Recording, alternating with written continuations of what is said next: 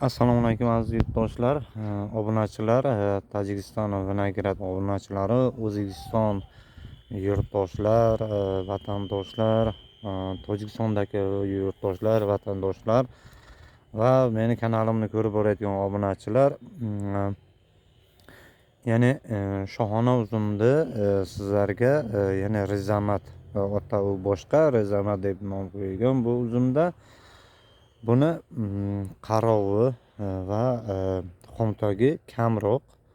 Shu haqida ma'lumot beraman sizlarga. Va buni donini yiriklashtirish va buni bozorgiligi, xaridorborligini sizlarga tushuntirib aytaman. Chunki bu Rossiyaga eksport bo'ladi. Buni ko'chatini olib agar eksalaringiz, ikkinchi yildan bu mevaga kiradi. Keyin doni maydaroq bo'ladi, ichidan mayda doni ko'proq bo'ladi. Ikkinchi yildan, uchinchi yildan hosilga yana kirganda birinchi boshdagi agar sochaloq bo'lsa, donlari mayda ko'p bo'ladigan bo'lsa, serik bo'ladigan bo'lsa, buni mayda boshini mana bu yerdagi mayda boshini olib tashlaydi. Yo bu yerdagi shu ikkita bo'ladi. Shundan bittasi olib tashaladi, bittasi dona to'lasi, ichida dona maydasi kamroqligi qo'yiladi va uni dona tozalanadi. Chunki buni tepa qismida bargi olinmaydi. Tepa qismi, chunki bunda barik kam, bunda xomtok qilish yo'q. Va bu chunki sho'rga ham nima qilroq, sho'r ham tushishi, sho'rni chaqiradi. Bu shunaqa uzum. Keyin bu suvda ichgan sari pishadigan uzum. Chunki suv bilan bu pishadi, suv bilan nima bo'ladi?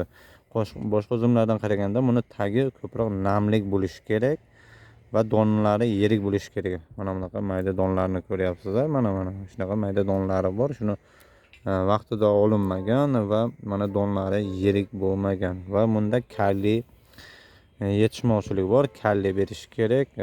Buni yana dona guldan chiqqandan keyin endi no'xatday bo'ladigan davrda bunga kaliy beriladi va selitra beriladi. Kaliy berilsa yo selitra berilsa, buni donlari yirik bo'lib, cho'zilib, og'irligi, kilogiligi bo'ladi. Vaznligi bo'lsa, bunda bitta boshida vaznligi bo'lsa, o'rta miyona 4 kilodan to 3 kilogacha bo'ladi. Eng katta vaznligi 6 kilodan to 7 kilogacha bo'ladi. Donini og'irligi 100 grammdan to 80 grammgacha to 200 grammgacha bo'ladi. Agar buni mayda dona bo'ladigan bo'lsa, bu 5 grammlik va 2 grammlik bo'ladi. Bu bozorga sotilishi narxi pastroq bo'ladi. Chunki bozori pastroq bo'ladi. Chunki odamlar hozir taraqqiyot bo'lyapti. Yildan yilga taraqqiyot bo'ladi. Odamlar dona yiriklashga, dona va sifatli uzum va mevali narsalarni iste'mol qilishni yaxshi ko'rishadi va olishadi. Ko'zlarga chiroyli ko'ringan narsani, sifatli narsani olishadi va qimmatroq. Savdogarlar ham xuddi shunday, savdogarlar sal tortishadi. Savdogarlar tortishmasligi kerak. Savdogarlar sifatiga qarab turib, o'sha narxi nech pul bo'lgan bo'lsa, o'shanga qarab olaverish kerak. Chunki savdogarlar ham ko'p yolg'on ishlatishadi. Mazasi yaxshi, endi pishib kelyapti. Savdogarlar ham ko'p yolg'on gapirishadi. Men olib borib sotolmayman, unchani emas, bunchani emas. Keyin shu sabab narxini pasaytirib oladi va o'zi katta foyda ko'radi. Lekin dehqon foyda ko'rmaydi. Dehqon rasxod qiladi. Qishdan to pishish davrigacha rasxod qilib keladi. Chunki sho'r tushmasin, kasalliklar tushmasin, shirak kasalliklar tushmasin va boshqa kasalliklar tushmasin deb dehqon mehnat qilib keladi. Mehnatini bir tinga qilib oladi. Savdogar mehnatini qadriga yetish kerak. Dehqonning mehnatini qadriga yetish kerak. Dehqonni mahsulotiga qarab turib, sifatiga qarab turib olish kerak. O'sha dehqon nech pul deydigan bo'lsa, o'sha sifatini ko'rib turib, o'sha sifatiga qarab turib, baho berib turib, o'sha sifatiga qarab olish kerak. Tortishish shart emas.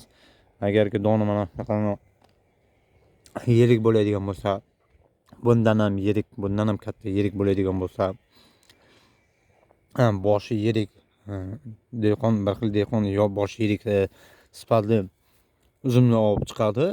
Boshi yirik, dona yirik sifatli uzumni olib chiqadi, lekin o'sha narxni past so'raydi. Ichki bozorlarda ham, oddiy dehqon bozorida ham shunaqa bo'ladi. Chek to'lanmaydigan bozorlarda ham, chek to'lanadigan bozorlarda ham shu narxni pasaytirib oladi. Yolg'on gapirib oladi. Keyin bitta narsa, savdogarlar men yetimman, men palonman, men nochorman, unaqa gaplarni gapirmaydilar savdogarlar. Keyin Allohni ham o'rtaga qo'ymaydilar. Tojik birodarlar Allohni o'rtaga qo'ymaydilar. Yomon narsa bu, yaxshilikka olib kelmaydi.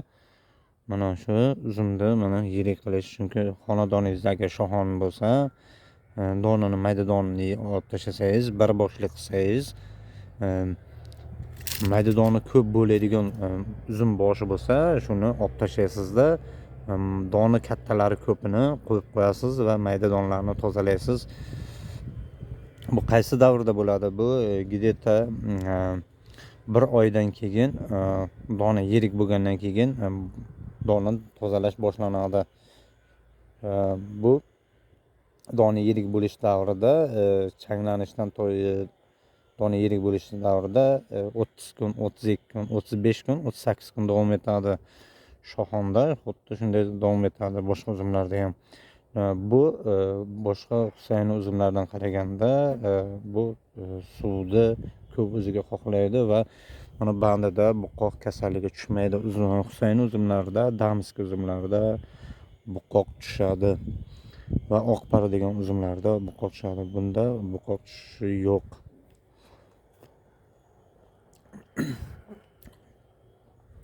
Qand moddasi hozirga 15-16 Brex. Agar bu yaxshisi 32-38 Brex bo'ladi va o'ta mazali uzum.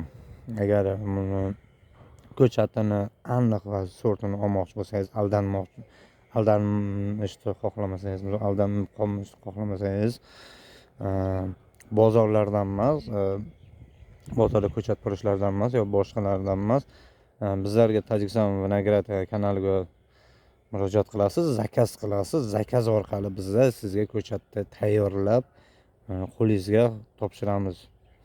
Faqat bizlarda ob'yomga qarab olamiz. Misol bizlarda 2 ta, 3 ta, 4 ta qabul qilinmaydi. 10 ta, 20 ta, 30 ta, 40 ta, 50 ta, 100 tagacha qabul qilinadi.